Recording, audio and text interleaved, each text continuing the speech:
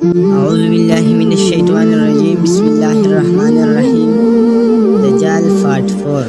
اللہ تعالیٰ کے رسول صلی اللہ علیہ وسلم نے فرمایا، دجال کا خروج ہوگا تو ایمان لانے والا کہے گا، میں تمہیں اس بات پر گواہ بناتا ہوں کہ تو وہی دجال ہے جس کا ذکر رسول اللہ صلی اللہ علیہ وسلم نے ہم سے کیا تھا۔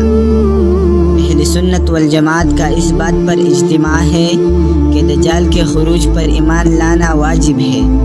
یہ ایمان کے ان اراکین میں سے ہے جو آخرت کی نشانیوں سے تعلق رکھتے ہیں۔ سورہ کہف میں دجال کے فتنے کی طرف اشارہ ملتا ہے، جہاں حضرت عیسیٰ علیہ السلام کے دجال کو قتل کرنے کا ذکر ہے۔ نبی کریم صلی اللہ علیہ وسلم نے سینکڑوں احادیث میں دجال کے فتنے سے ڈرایا ہے۔ یہ احادیث اس قدر زیادہ ہے کہ ان کا انکار کرنا ممکن نہیں۔ حضرت ابوبکر صدیق رضی اللہ تعالی عنہ سے لے کر تمام صحابہ کرام نے دجال کے خروج پر ایمان رکھا اور امت کو اس سے ڈرایا۔ دجال کا فتنہ اللہ کی طرف سے ایک آزمائش ہے۔ جو اس فتنے میں کامیاب ہو جائے گا اس کا ایمان مضبوط ہو جائے گا، اور جو ناکام ہوگا وہ گمراہ ہو جائے گا۔ جیسا کہ امام ابن تیمیہ رحمۃ اللہ علیہ فرماتے ہیں، دجال کا انکار کرنے والا در حقیقت نبی کریم صلی اللہ علیہ وسلم کی تصدیق کرنے سے انکار کرتا ہے، اور یہ کفر ہے۔ ہمارا ایمان ہے کہ دجال آخری زمانے میں ظاہر ہوگا، اس کا فتنہ عظیم ہوگا۔ حضرت عیسیٰ علیہ السلام اسے قتل کریں گے۔ اس پر ایمان لانا واجب ہے۔ دلچسپ کہانی دجال کون ہے؟ اور آج جب میں نے دجال کو قریب سے دیکھا، میں کبھی نہیں بھول سکتا اس رات کو۔ وہ 17 رمضان کی رات تھی، بارش ہو رہی تھی اور میں اپنے نانا جان کی پرانی ڈائری پڑھ رہا تھا۔ اچانک میری نظر ایک عجیب سے پر پڑی جو کمرے کے کونے میں کھڑا تھا۔ وہ میری ہی شکل کا تھا، مگر اس کی ایک آنکھ تھی۔ نانا جان نے لکھا تھا، دجال صرف ایک شخص نہیں بلکہ وہ ہر اس انسان میں موجود ہے جو جھوٹ کو سچ ثابت کرنے کی کوشش کرتا ہے۔ میں نے پہلی بار سنا تھا کہ دجال کسی کے اندر بھی ہو سکتا ہے۔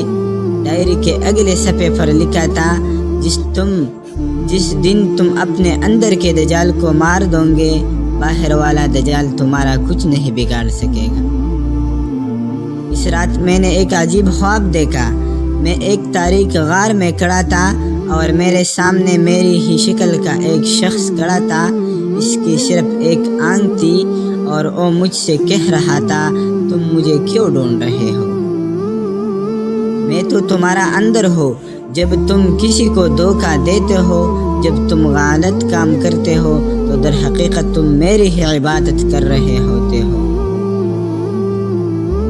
میں چیختا ہوا جاگا، میرے جسم سے پسینہ بہہ رہا تھا۔ میں نے فوراً وضو کیا اور نماز پڑھی۔ تب مجھے سمجھ آیا کہ حقیقی دجال تو وہ ہے جو ہمارے اندر ہمارے ایمان کو کھوکھلا کرتا ہے۔ باہر والا دجال تو صرف ایک آزمائش ہوگی۔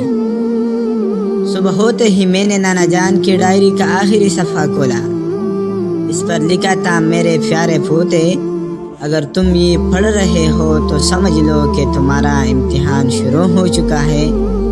دجال کو مت ڈھونڈو، اپنے اندر کی برائیوں کو مارو، کیونکہ جس دن تم نے اپنے نفس کو پہچان لیا، کیونکہ جس نے اپنے نفس کو پہچان لیا، اس نے اپنے رب کو پہچان لیا۔